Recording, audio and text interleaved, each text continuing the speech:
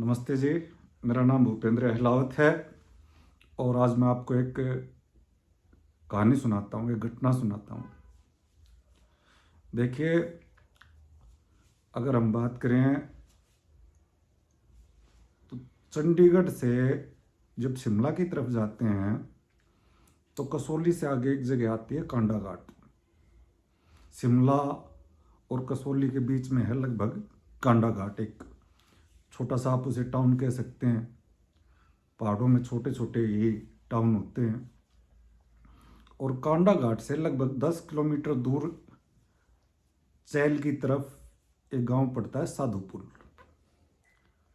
इस साधुपुल गांव में एक किसान था जिसका नाम सुरेंद्र सुरेंद्र नाम था किसान का। और वो साधुपुल नाम की जगह पे रहता था। उसके घर में वो खुद, उसकी बीवी, 3 बच्चे और उसकी माँ, ये छोटा सा उनका परिवार था। और खेती करके वो अपना भरण पोषण करते थे। वहाँ पे आपने देखा होगा कि एक तो हमारे हरियाणा वाले देसी टमाटर होते हैं और एक टमाटर होते हैं पहाड़ी टमाटर बोलते हैं उनको। वो टमाटर की खेती, दूसरी चीज़ों की खेती, इस प्रकार से उस एरिया में वो खेती बढ़िया होती थी। थोड़ी सी उसके पास ज़मीन थी और लेकिन वो बहुत मेहनती था। उस थोड़ी ज़मीन में ही पूरा परिवार काम में लगा रहता और उनका अपना खर्च काफ़ी अच्छे ढंग से चल जाता था। एक बार क्या हुआ कि जो उसने टमाटर की फसल लगा रखी थी और उसमें कीड़े लग गए। जैसे हमारे यहाँ भी कई बार आ जाते हैं अलग अलग प्रकार की बीमारियाँ, और वो सारी की सारी फसल खराब हो गई। अब उसका एक अंग्रेजी में कहावत है कि हैंड टू माउथ, और हिंदी में अगर इस बात को कहेंगे कि तो कहेंगे कि जोड़ तोड़ करके गुजारा करना, कि भाई अपना कमाया और खा लिया। बहुत से परिवार ऐसे होते हैं हमारे समाज में, गरीब तबके में, जब हम देखते हैं कि दिन में मजदूरी करते हैं, शाम को जब उसकी मजदूरी का मेहनताना उनको मिलता है तो फिर उस पैसे में से आटा और सब्जी लेके अपने घरों की तरफ लौटते हैं। आज भी देश में इस प्रकार के एक नहीं, दो नहीं, लगभग 70% आबादी जो है देश में, वो इस प्रकार से है कि दिन में जब काम करेंगे तो जब उस काम की दिहाड़ी मिलेगी तो उस दिहाड़ी से वो अपने शाम को घर पे सब्जी या रोटी के लिए आटा या दूसरी चीज़ें लेके जाते हैं, तब उनके घर में रोटी बनती हैं। इसी प्रकार से वो किसान था, उसका काम अच्छा चला हुआ था। वो मेहनत करता, फसल पैदा हो जाती, फसल को बेचता और गुजारे लायक उसके पास पैसे हो जाते हैं। वो दिन की दिहाड़ी वाला मामला नहीं था, एक फसल की दिहाड़ी वाला मामला था। हमारे दूसरे अगर राज्यों में बात करें, हरियाणा में, पंजाब में, तो बहुत जगह पे ऐसा होता है कि आदमी जो किसान परिवारों से संबंध रखते हैं वो फसल पकने, फसल कटने और फसल बिकने का इंतज़ार करते रहते हैं, क्योंकि वो ही एक मौका होता है कि उनके पास कुछ हाथ में पैसे आते हैं। उसके बाद फिर वो अगली फसल जब बिकती है तभी उनके हाथ में कुछ पैसे आते हैं। तो इस प्रकार से जीवन यापन चलता रहता है। तो ये जो सुरेंद्र था, इसकी टमाटर की फसल बिल्कुल ख़राब हो गई। पूरी की पूरी टमाटर की फसल खराब हो गई। तो जब टमाटर की फसल खराब हुई तो इसके पास एकदम से, क्योंकि उम्मीद थी एक कि अब ये फसल बिकेगी तो कुछ पैसे आएंगे, तो वो उम्मीद भी टूट गई। अब और एकदम से इकोनॉमिक क्राइसिस आ गया, आर्थिक तंगी आ गई। अब उस तंगी से कैसे उभरे? आसपास के जो, क्योंकि बहुत बड़े बड़े गांव नहीं होते, हिमाचल प्रदेश में छोटे छोटे पहाड़ी क्षेत्र में, चाहे उत्तराखंड है चाहे हिमाचल प्रदेश है, कहीं भी आप गांव भी देखेंगे तो कोई 10 घर का गांव है, कोई 15 घर का। और किसान परिवारों में लगभग सभी की ही इस प्रकार की स्थिति होती है। तो आर्थिक तंगी आ गई। आर्थिक तंगी जब आई तो इसको कोई विकल्प नहीं सूझा कि अब मैं इससे कैसे निकलूं। नौबत ये आ गई कि अगली फसल बोने के लिए बीज खरीदने तक के पैसे नहीं बचे, बच्चों के पालन पोषण के लिए, खाने के लिए घर में कुछ नहीं बचा। तो इन परिस्थितियों में, लेकिन ये जो बड़ा थोड़ा सा धार्मिक किस्म का व्यक्ति था जो सुरेंद्र था, वो सत्संग वगैरह सुनता रहता। अब हमारे देश में जितने भी सत्संग होते हैं, चाहे वो राधा स्वामी सत्संग हैं, आर्य समाज के व्याख्यान जो उन्होंने, या कहीं भी अच्छी बात, धर्म धार्मिक सभा कोई भी आप किसी में भी आप जाके देख ले तो वहाँ पे यही बताया जाता है कि परमात्मा सबसे शक्तिशाली है, न्यायकारी है, परोपकारी है, दयालु है, और वही मुसीबत में हर किसी की मदद करता है। इसी प्रकार की चीज़ें हर जगह पे बताई जाती हैं। तो ये सुरेंद्र जो था, इसने भी यही बातें सुन रखी थी। ये वैसे तो किसान था, लेकिन कुछ 8वीं या 9वीं तक स्कूल में गया था, तो इसको पढ़ना लिखना, हिंदी पढ़नी लिखनी आती थी। भोला था। आमतौर पे कपटे होते हैं वैसे तो लोग, लेकिन भोले भी व्यक्ति कुछ होते हैं। तो ये भोला था, सरल हृदय का था। तो इसने सोचा कि दिमाग लगा कि भैया पैसे मैं कहाँ से लेके आऊँ, कोई इसको विकल्प दिखाई नहीं दिया। तो इसके ऊपर उन प्रवचनों का प्रभाव था और ईश्वर में इसकी आस्था थी। तो इसने दिमाग लगाया और सोचा कि मैं अब मुसीबत की इस घड़ी में और किसी की मदद लूँ, इससे तो बेहतर है कि मैं परमात्मा से ही मदद ले लेता हूँ। इसने एक चिट्ठी लिख दी। चिट्ठी में लिख दिया कि हे परमात्मा, मेरी टमाटर की फसल जो थी वो पूरी तरह से खराब हो गई। फसल में 1 रुपये की भी बचत नहीं हुई। आर्थिक तंगी आ गई है। नौबत ये आ गई है कि अगली फसल की बिजाई के लिए बीज लाने तक के मेरे पास पैसे नहीं हैं। बच्चों की पढ़ाई लिखाई, कपड़े के या खाने के जो खर्चे हैं, उनमें भी बहुत कठिनाई आई हुई है और बहुत ही विकट परिस्थिति, बहुत ही कष्टमय दौर से आजकल मैं गुजर रहा हूँ। तो हे परमात्मा, मेरी आपसे गुजारिश है कि आप 40,000 रुपये मुझे भेज दीजिए।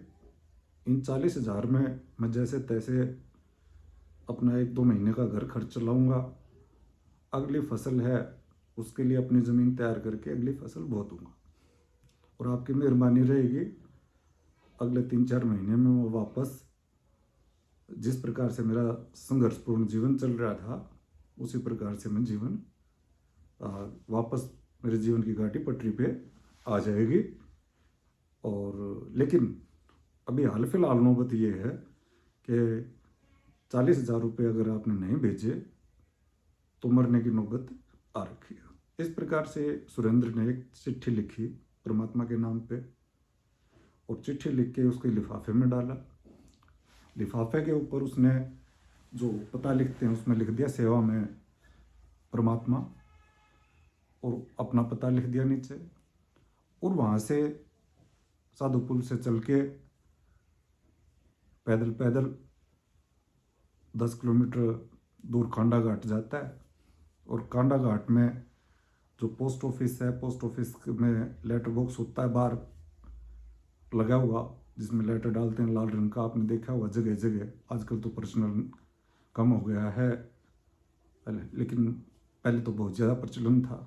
आज के दिन इंफॉर्मेशन टेक्नोलॉजी का दौर है, और मोबाइल पे ही मोबाइल ने ये जो पत्र लिखते थे ये सब कुछ ख़त्म कर दिया। ये जो मैं आपको घटना बता रहा हूँ लगभग 40 साल पुरानी बता रहा हूँ। तो इसने कांडा घाट में जाके लेटर बॉक्स में वो चिट्ठी डाल दी और ये वापस अपने घर की तरफ चला गया। अब होता क्या है कि कांडा घाट में अब लेटर बॉक्स को तो डेली 2-3 बार उसके समय होते हैं, सुबह, दोपहर को, शाम को, और डाक खाने के आदमी आते हैं और उसमें से सारे लेटर निकाल के डाक खाने में ले जाते हैं, फिर छाट के आगे भेजते हैं। तो इसकी चिट्ठी को भी सारे लेटर्स के साथ निकाल ली गई, डाक खाने में ले जाई गई, और वहाँ पे उनकी छटाई होती है कि कौन सी चिट्ठी हरियाणा की है, कौन सी पंजाब की है, कौन सी उत्तर प्रदेश की है, कौन सी चिट्ठी बिहार की है, कौन सी महाराष्ट्र की है, या कौन सी चिट्ठी विदेश की है। जिस भी प्रकार की चिट्ठी होती है उनकी सॉर्टिंग होती है, फिर सॉर्टिंग हो गई इकट्ठी करके वो उन स्टेट्स में या आगे इस प्रकार से जोन में भेजी जाती है। तो जो सॉर्टिंग असिस्टेंट था, चिट्ठी छाटने वाला था, वो चिट्ठियाँ छाट रहा था, अचानक से उसके सामने सुरेंद्र की चिट्ठी आ गई। सुरेंद्र ने लिखा हुआ कि सेवा में परमात्मा। अब वो जो चिट्ठी छाटने वाला था वो हंसा कि भैया ये तो कोई नया ही आइटम आ गया है, इसने तो परमात्मा के नाम पे चिट्ठी लिख दी। तो इसके बाद जब वो हंसा तो पोस्ट मास्टर ने पूछा भैया क्या हो गया, तो बोला जी आप भी हंसोगे। उसने ले जाके वो चिट्ठी परमात्मा वाली पोस्ट मास्टर को दिखाई, पोस्ट मास्टर भी हंसा, रवि ये तो कोई कलाकारी आदमी है, इसने तो सीधे परमात्मा के नाम पे चिट्ठी लिख दी। तो थोड़ी देर तो हंसे, दूसरे भी जो डाक खाने के कर्मचारी थे वो भी सभी, ये जब उनको पता चला तो एक हंसने लग गए। एक अजीब सा माहौल डाक खाने में हो गया कि क्या कोई व्यक्ति इतना बेवकूफ़ भी हो सकता है कि वो परमात्मा के नाम पे चिट्ठी लिख दे। थोड़ी देर में माहौल शांत हुआ तो पोस्ट मास्टर एक समझदार आदमी था, कहता भैया इस चिट्ठी को खोल के देखो कि इसमें क्या लिखा हुआ है। अब चिट्ठी खोल ली, खोल के देखा तो उसकी, सुरेंद्र की तो पूरी पीड़ा लिखी हुई उसमें, सारी राम कहानी कि ऐसे ऐसे मेरी फसल बर्बाद हो गई और बिल्कुल मेरे पास खाने के जो है वो समस्या आई हुई है, और 40,000 रुपये की मांग की गई थी कि नहीं तो फिर अब मेरा जो परिवार है वो संकट में आया हुआ है, मौसम ने घर भी खराब कर दिया, वो घर भी बनाना है, बच्चों की फीस देनी, इस प्रकार से उसने अपनी समस्याएं लिखी हुई थी। तो जब वो समस्याएं पढ़ी तो जो पोस्ट मास्टर था वो एक विचारक किस्म का व्यक्ति था, संवेदनशील व्यक्ति था। उसने देखा कि भाई ये व्यक्ति एक ऐसा है जिसका परमात्मा में अटल विश्वास है, भोला हो सकता है ये, या साधारण भाषा में कह सकते हैं तो बेवकूफ़ हो सकता है, लेकिन इसके साथ साथ इस आदमी की एक खासियत है कि इसको परमात्मा के अस्तित्व में अटल विश्वास है कि परमात्मा नाम की कोई चीज़ धरती पे है, और उसको ये भी विश्वास है कि वो मदद भी करेगा, इसीलिए इसने चिट्ठी लिख दी।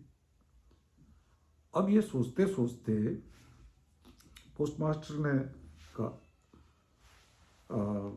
दिमाग लगाया और अपने साथियों से भी बात की कि भाई क्यों ना हम इस व्यक्ति की कुछ ना कुछ मदद कर दें, ताकि जो इसका परमात्मा के अंदर विश्वास है वो विश्वास कायम रहे और ये अच्छा रहेगा। तो इन लोगों ने उसकी मदद कुछ करने का विचार बनाया। सब ने अपनी तनख्वाह में से, कई सारे कर्मचारी थे, जब आपस में चर्चा हुई तो सब ने कहा कि भी 1,000 रुपये का कंट्रीब्यूशन हम दे देंगे। तो उस समय के हिसाब से वो भी काफ़ी बड़ा कंट्रीब्यूशन था, लेकिन फिर भी इन्होंने काफ़ी जोड़ तोड़ करके ये लोग केवल 20,000 रुपये ही इकट्ठे कर पाए। चिट्ठी में 40,000 रुपये की डिमांड की गई थी। तो इन्होंने कहा कि भाई something is better than nothing, कुछ बिल्कुल कुछ ना होने की अपेक्षा कुछ थोड़ा सा हो जाए वो भी बेहतर है, और इससे उस व्यक्ति की, सुरेंद्र की कुछ मदद तो ज़रूर होगी, क्योंकि वो अब अत्यंत कठिनाई के समय में है। तो ये सोच के इन्होंने उस 20,000 रुपये को एक लिफाफे में डाला और अपने डाकिया को भेज दिया कि भाई जाओ तुम और दे आना उसको। अब वो लेके डाकिया जाता है और डाकिया ने साधुपुर में उसका घर ढूंढा सुरेंद्र का, और घर ढूंढ के उसको वो लिफाफा दे दिया और उसके सिग्नेचर वगैरह करवा के डाकिया अपना वापस आ गया। अब ये लोग आके अपना काम करने लगे। इनके मन में एक शांति थी कि इन्होंने एक आदमी की उसकी मुसीबत के समय में मदद की है। सभी लोग डाक खाने के बड़े खुश थे। हालांकि उन्होंने उसको सुरेंद्र को बताया नहीं कि ये मदद हमने की है, बल्कि उन्होंने परमात्मा की तरफ से ही वो मदद एक तरीके से भेज दी। तो क्योंकि ये उसके विश्वास को नहीं तोड़ना चाह रहे थे, उसका जो इनोसेंट बिलीफ था, एक बिल्कुल ही ये कहेंगे निश्चल विश्वास जो था, उसको ये लोग तोड़ना नहीं चाह रहे थे कि भी परमात्मा के अंदर उसकी आस्था जो है, उसका विश्वास वो बना रहे। और इन्होंने वो 20,000 रुपये लिफाफे में डाले और उस तक भिजवा दिए, पहुंचा दिया। अब क्या होता है कि भाई ठीक है, इस घटना को 5-6 दिन बीत गए। उसके बाद 7वें दिन जब वो जो डाक खाने में कर्मचारी होता है, छटनी करने वाला, जो चिट्ठियाँ छांटता है, तो वो अपने काम पे लगे हुआ था दोपहर को, अचानक से वो फिर हंसने लग गया। अब पोस्ट मास्टर फिर पूछता है भैया क्या बात हुई? तो वो कहता है कि जी आपके जो सुरेंद्र की तो एक चिट्ठी और आ गई और परमात्मा के नाम पे ही आ गई। पोस्ट मास्टर भी कहता भी अच्छा दिखाओ। अब वो जब उन्होंने देखा कि एक चिट्ठी उसने सुरेंद्र ने और लिख दी थी, उन्होंने सोचा कि सुरेंद्र ने ये परमात्मा के नाम पे धन्यवादी चिट्ठी लिखी होगी कि भाई परमात्मा, मैंने आपसे मदद की, अपील की थी, गुजारिश की थी, विनती की थी, और आपने मेरी मदद कर दी, इसलिए मैं आपका धन्यवाद करता हूँ। सभी डाक खाने के जितने भी कर्मचारी थे इकट्ठे हो गए और वो सोचने लगे कि भाई धन्यवाद की चिट्ठी सुरेंद्र ने लिखी होगी। अब जो पोस्ट मास्टर था वो कहता है भैया चलो खोल लो, पढ़ो, देखो क्या लिखता है, क्या लिखा हुआ है सुरेंद्र ने इसमें। तो वो चिट्ठी खोली गई, वो पढ़ी गई।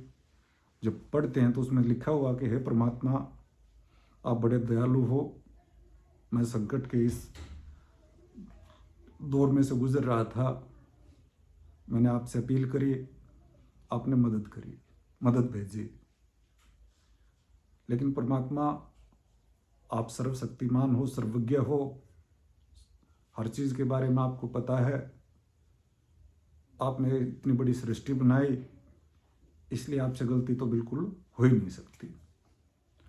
मैंने आपसे 40,000 रुपये भिजवाने की गुजारिश की थी, लेकिन मेरे पास सिर्फ 20,000 रुपये ही पहुँचे, मेरे पास 40,000 रुपये नहीं पहुँचे।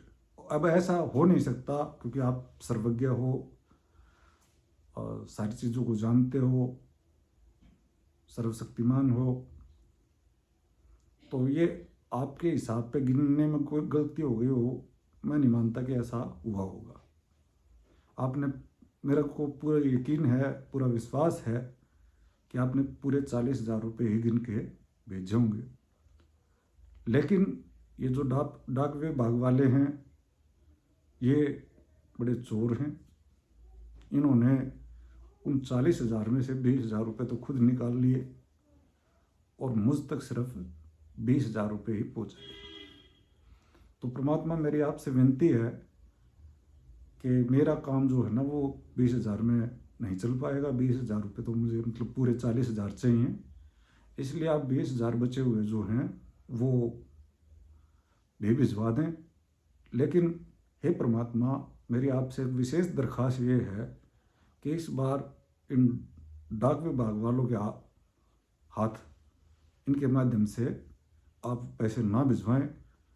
ये एक नंबर के चोर, डाकोर, लुटेरे हैं। तो इस प्रकार की चिट्ठी सुरेंद्र ने लिखी हुई थी। कहानी तो यहीं तक समाप्त हो गई, लेकिन ये कहानी एक प्रेरणा देती है। किसको प्रेरणा देती है? समाज सेवियों को प्रेरणा देती है। सोशल वर्कर को, जो सोशल वर्क के क्षेत्र में काम करते हैं, उनको प्रेरणा देती है। जीवन में बहुत बार ऐसा होता है कि सोशल वर्कर जिस व्यक्ति के लिए काम करते हैं, समाज के जिस तबके के लिए काम करते हैं, जिन लोगों को ऊपर उठाने के लिए काम करते हैं, वो लोग भी उनके काम का ठीक आकलन नहीं कर पाते। तो ऐसी परिस्थितियों में जो सोशल वर्कर हैं वो हतोत्साहित हो जाते हैं, समाज सेवा के काम को बीच में ही छोड़ देते हैं। जिस व्यक्ति के लिए, जैसे कोई नशा छुड़वाने वाले सोशल वर्कर हैं, वो नशा छुड़वाएंगे, जिस व्यक्ति का नशा छुड़वाएंगे उसके लिए अच्छा काम कर रहे हैं, उसके परिवार को ठीक दिशा में ले जाएंगे। लेकिन जिसका नशा छुड़वाएंगे वो व्यक्ति ही उन समाज सेवियों को अपना दुश्मन मान बैठेगा।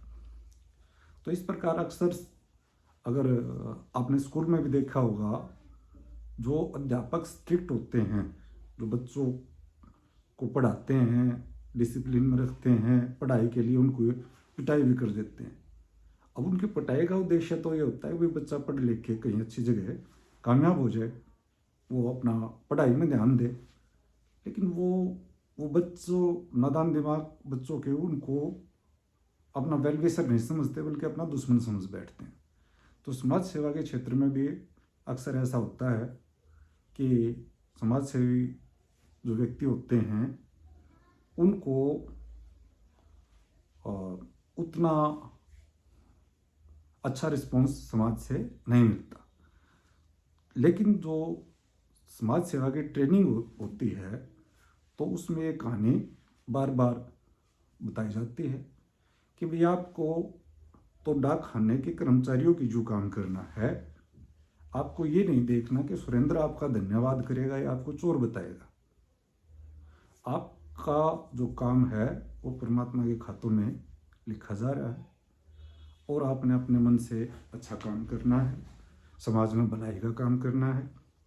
ये उम्मीद नहीं करनी कि जिनके लिए आप भलाई करने की कोशिश कर रहे हो, जिनके लिए अच्छा काम करने की कोशिश कर रहे हो, वो लोग वापस आपके काम को समझ पाएंगे, नहीं समझ पाएंगे, आपके काम का धन्यवाद करेंगे या नहीं करेंगे।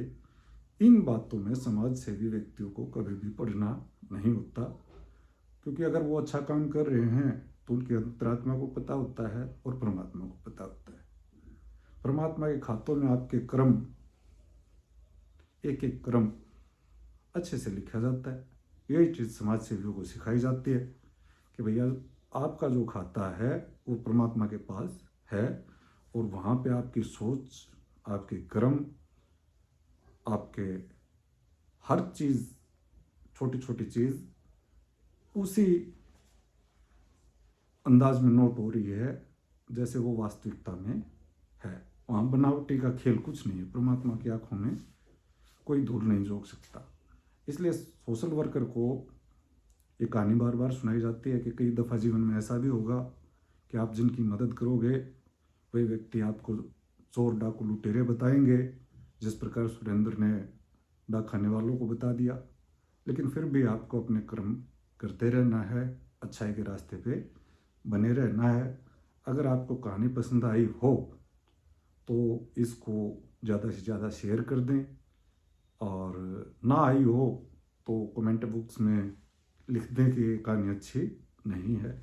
अगर आपके पास इससे भी कोई अच्छी कहानी हो तो हमारे इस मोबाइल नंबर पे व्हाट्सएप कर दें।